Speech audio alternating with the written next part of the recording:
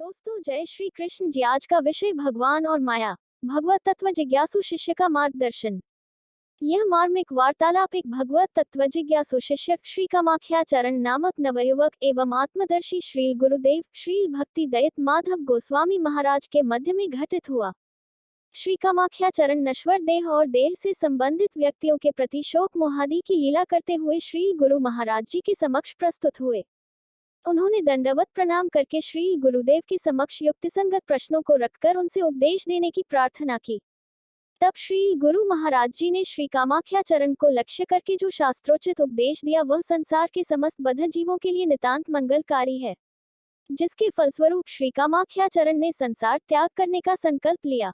श्री कामाख्याचरण, जो बाद में श्री कृष्ण बल्लभ ब्रह्मचारी के नाम से परिचित हुए एवं वर्तमान में परमराध्यतम श्री भक्ति बल्लभ तीरथ गोस्वामी महाराज जी के नाम से विख्यात हैं, इस उपाख्यान के वर्णनकर्ता भी हैं।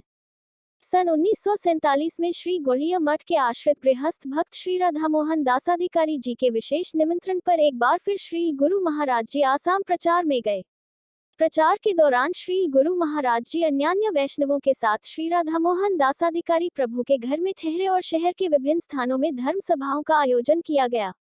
वहां के श्री धीरेन्द्र कुमार गोहराया के पुत्र श्री कामाख्याचरण की श्री गुरु महाराज जी से प्रथम मुलाकात श्री राधामोहन प्रभु के घर पर ही हुई थी। श्री कामाख्याचरण व उनके दोस्त श्री देवव्रत रवि तत्व जिज्ञासु होकर श्री गुरु महाराज जी के पास श्री राधामोहन जी के घर आए। अपने बंधु के साथ श्री कामाख्याचरण जी भगवत प्राप्ति के लिए सुनिश्चित पथ के निर्देशन की प्रार्थना से युक्त अंतःकरण के साथ जब गुरु महाराज जी के पास आए, उस समय वे श्री गुरु महाराज जी एक खाट पर बैठे थे। दोनों ने महाराज जी को प्रणाम किया। प्रणाम करते समय श्री कामाख्याचरण जी को ऐसा अनुभव हुआ कि उन पर श्री गुरु महाराज जी के शुभ आशीर्वाद की वर्षा हो रही है। ऐसा अनुभव करके वे पुलकित हो उठे।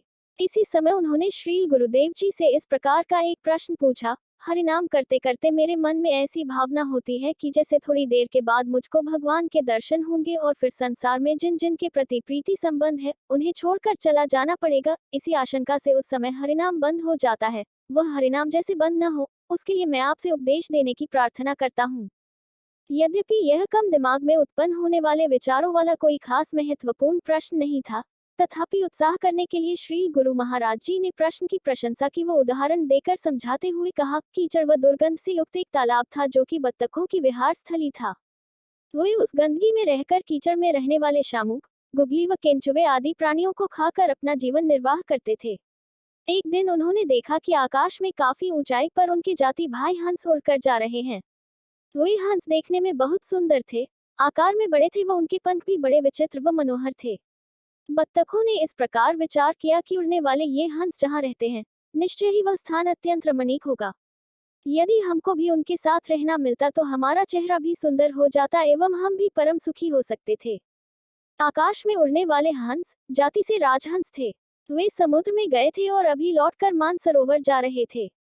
जब बत्तख अत्यंत करुण भाव से देख रहे थे तो एक राजहंस को बत्तखों की दुरावस्था देखकर दया आ गई। वह आकाश में घूम घूम कर जमीन पर उतरने लगा। बत्तख राजहंस का अपूर्व प्रकांड रमणीक चेहरा देखकर आश्चर्यान्वित हो गए। वे हंस से जहां वे रहते हैं उन्हें भी वहां ले चलने के लिए प्रार्थना करने लगे। राजहंस ने कहा, आप सभी का इस दुर्गंध वाले स्थान से उद्धार करने के लिए ही मैं आया हूँ। जब राजहंस ने उन बत्तखों को अपने साथ चलने के लिए कहा तो उन्होंने अपनी मजबूरी बताते हुए कहा कि वे ज्यादा ऊपर नहीं उड़ सकते। बत्तखों की मजबूरी समझकर राजहंस को और भी दया आ गई। उसने अपने दयाद्रचित से कहा कि आप मेरी पीठ पर चढ़ जाइए, मैं आप सबको ले जाऊंगा। राजहंस की बात सुनकर सारे बत्तख चिंतित हो उठे व आपस में काफी देर विचार विमर्श करते रहे और राजहंस से पूछने लगे कि वे उन्हें जहां ले जा रहे हैं वहां खाने के लिए शामुक, गुगली व केंचुए इत्यादि प्राणी मिलते हैं कि नहीं। उत्तर में राजहंस ने कहा कि वे हिमालय के मानसरोवर में रहते हैं, वहां इस प्रकार की गंदी चीजें नहीं होती। वहां पर तो वे कमल के मृणाल का भोजन करते हैं। राजहंस की बात सुनकर बत्तखों के मुख से चीख निकल गई। वे घबराहट के साथ कहने लगे कि वे वहां क्या खाकर जिंदा रहेंगे। अंत में निर्णय हुआ कि वे राजहंस के साथ नहीं जाएंगे। बत्तखों की इतर आसक्ति ही राजहंसों के रमणीक स्थान में जाने में बाधक बनी। ठीक इसी प्रकार भगवान की बहिरंगा माया द्वारा रचित नश्वर देह संबंधी व्यक्तियों के प्रति आसक्ति ही हमारे लिए भगवान के पास जाने के लिए बाधक स्वरूप होती है। भगवान निर्गुण मंगलमय व परमानंद स्वरूप हैं। उनका धाम भी उसी प्रकार का है। वहां पर गंदी, घृणित व नाशवान वस्तुओं का अधिष्ठान नहीं है। जो भगवान के लिए अन्य वस्तुओं को नहीं छोड़ सकते, भगवान के अलावा अन्य मायिक वस्तुओं को जो जकड़ कर रखना चाहते हैं, वे कभी भी भगवान को प्राप्त नहीं कर सकते। भगवान और माया दो विपरीत वस्तुएं हैं। साधु संघ के द्वारा भगवान व उनकी भक्ति को छोड़ अन्य वस्तुओं की मांग से छुटकारा न मिलने तक जीवों का यथार्थ मंगल नहीं हो सकता। तत्व दोसंग मुत्सृज्य सत्सु सज्जेत बुद्धिमान संत एवास्य छिंदंती मनोव्यासंग मुक्तिभ्यः। श्रीमद्भा नवंबर 26/26। इसलिए बुद्धिमान पुरुष को चाहिए कि दोसंग छोड़कर सत्पुरुषों का संग करे। संत पुरुष अपने सदुपदेशों से उसके मन की आसक्ति नष्ट कर देंगे। अतएव बुद्धिमान व्यक्ति दोसंग को परित्याग करके सत्संग करेंगे और साधु लोग अपने साधु उपदेशों के द्वारा उनकी भक्ति की तमाम प्रतिकूल वासनाओं का छेदन करेंगे। दोस्तों, अगली वीडियो देखने के लिए आप चैनल सब्सक्राइब जरूर करें और लाइक करें और कमेंट करें। जय श्री राधा महारानी जी।